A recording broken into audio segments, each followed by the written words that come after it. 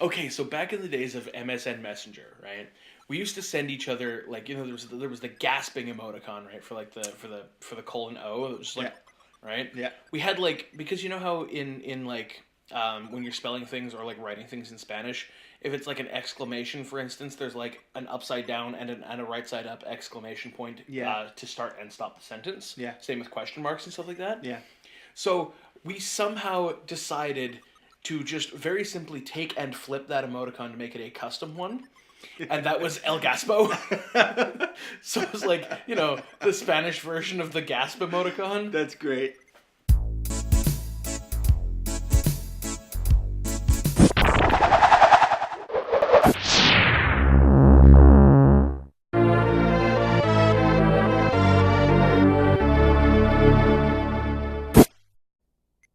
Hey guys. Welcome back. We're still doing the thing. We're still playing the game. We're playing the feud. No? Good job. Fucking step 1, run into the shit that kills you. You have 95 health. You might want to do something about that soon. Froze them all. Yeah, you did. Fucking mad props for that shit. Huh? Remember when they unfreeze, they just die because they only take 1 hit? Right. Yeah. Those guys. Anyway, so to continue my story from the last time we were playing, randomly running into dudes. So as I am wont to do, sometimes I go to Willowbrook Mall, right? Because they have a Toys R Us, and I'm a fucking consumer whore. I like a Metroid. Alright, I'll let you do this.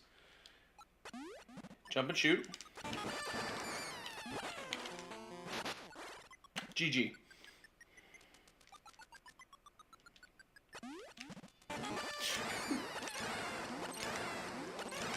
Now he's dead. Good job. Nothing else going on in here.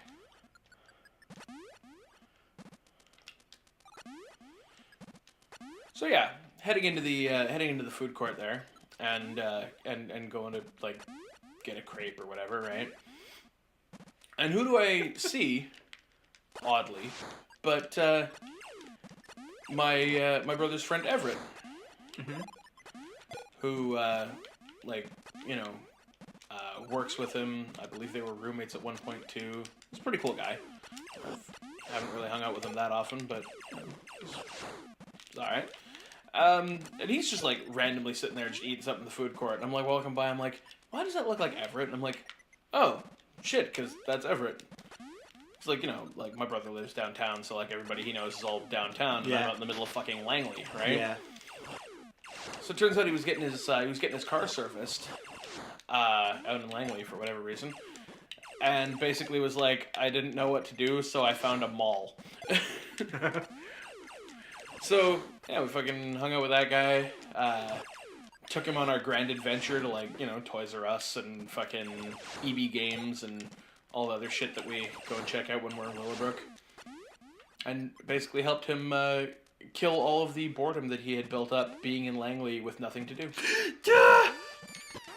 It was just, like, absolutely random happenstance that he would be in a neck of the woods that I am more likely to be in and just be, like, super bored. Yeah. So, it was nice to be able to be like, well, then come with us, good sir, and gallivant. Gallivanting is fun, man. Fuck off.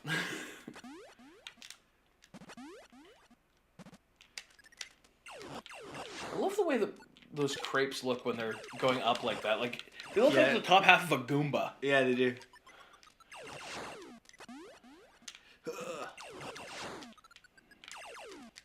Now I feel bad because I wonder where the bottom half of the Goomba is. I'm reminded of a comic that I was making. A comic which did involve Goombas. Yes. In fact, the Goombas were going to be all led by like a Commander Goomba. What? That was weird. You were like, jump, and Samus was like, no. I think you're still missing some. I think there was like Metroids. I think there were still some back there. Yeah, there's one still down there somewhere. Yeah, he was a Goomba, and his name was Goombasus. because he was the boss of the Goombas. But also, no, sorry, his name was Goomboss, right? His name was Goomboss.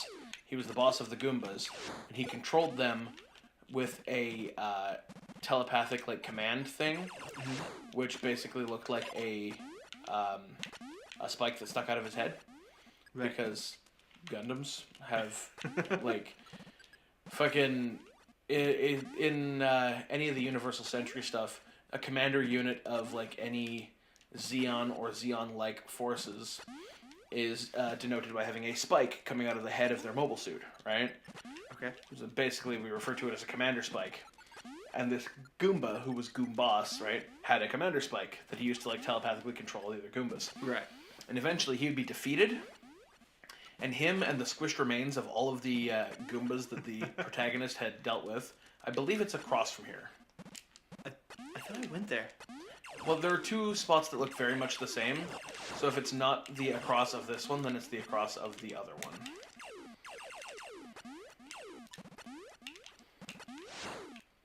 Good job. Fuckity fuck. Because, yeah, you still haven't... There it is, yeah.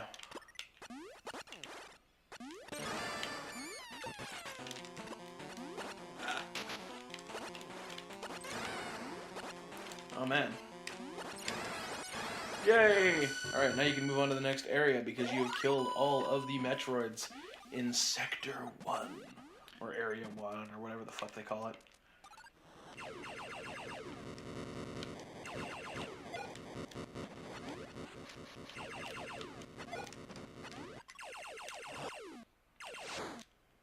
I love the big epic shaking of the planet as it somehow knows that you've eradicated all of the Metroids in that area, and for some reason the planet decides that that's a good time to let you go on to the next area.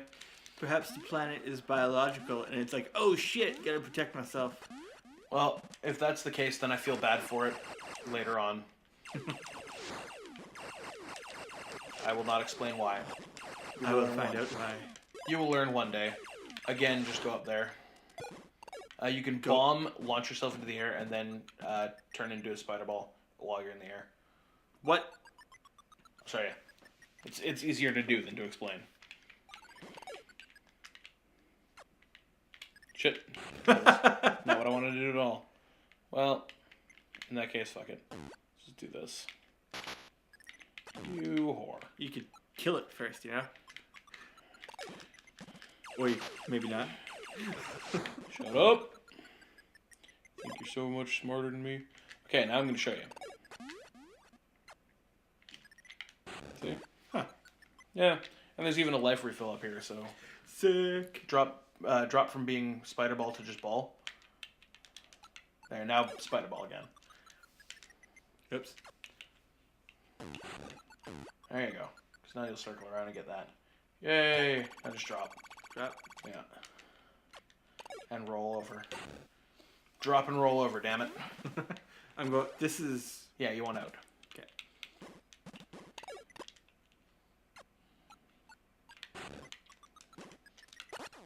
You switch to missiles again. Shut up.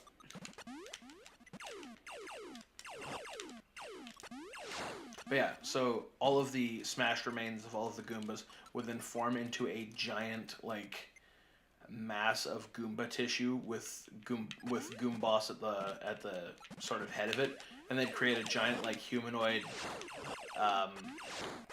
thing called Goombossus, which was going to be like a Colossus made of Goombas, which was fucking awesome. I mean, obviously, there's never anything I could do with this comic on account of the fact that, like, you know, licensed properties and all that fun shit. Yeah. But basically, the premise of it was I was going to take the idea of, like, Captain N, the Game Master, if you remember that cartoon. No. That's going back into the area where everything comes out of the ground and tries to murder you. Oh, yeah. Am I going down? Am I supposed to be going down? Is there an up from there? Actually, there was no down from there. But... Yeah, there was. Well, no, there wasn't a down from there, but there was a midpoint that had a door going that way. There you go. And as soon as you hit the awesome music again, you know you're on the right track. Right. Like this. Oh, no, not quite. Usually when it does that fade out, that means it's going there. But apparently I was mistaken. Anyway, so yeah, you know, Captain N, the Game Master, fucking kid gets sucked into the video game world and has to, like, fight Mother Brain and shit like that. Teams up with Nintendo characters and characters who are third-party but appear on Nintendo systems. Yeah. Some of whom were very strange characterizations, like Mega Man, who was green and had a visor. Weird. He was like, he wasn't even like, oh yeah, here we go. I fucking love this song. Down is where you want to go.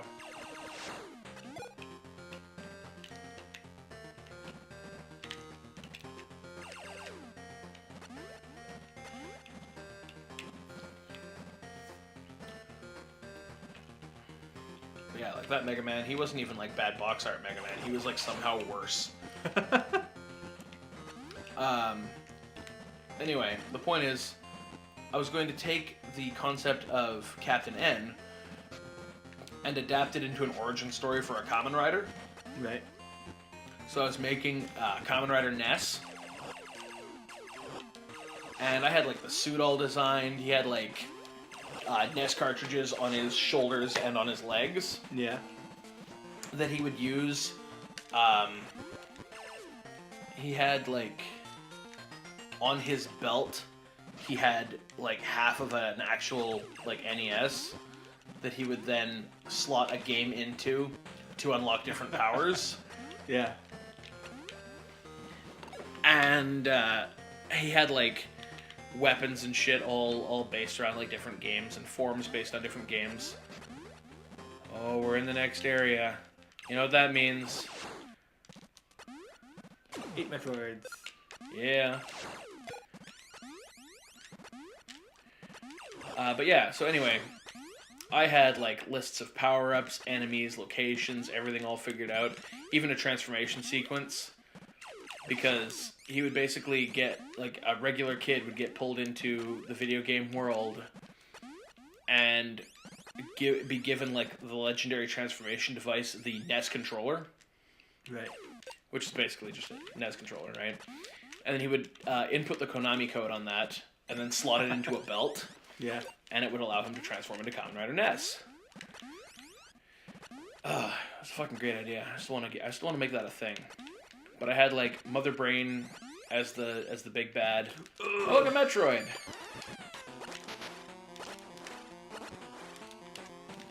How are those missiles going for you? Shoot when I tell you to shoot. There's... Oh.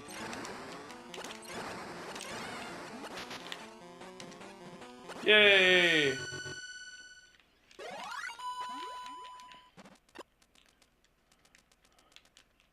Oh, look at those guys. Hey!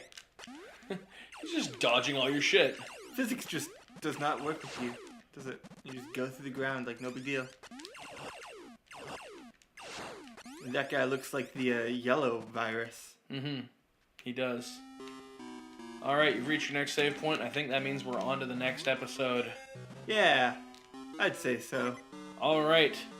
We will continue hunting Metroids and telling stories of silly fan comics and shit like that next time. Bye. Hey guys, thanks for watching. Hope you had a great time. Look, help us stick around. The subscribe buttons, like buttons, all that kind of fun stuff. Hit those and, you know, we can keep doing what we're doing because it means that people want to see it. And we like to know when people want to see our stuff. And, yeah, we'll see you next time.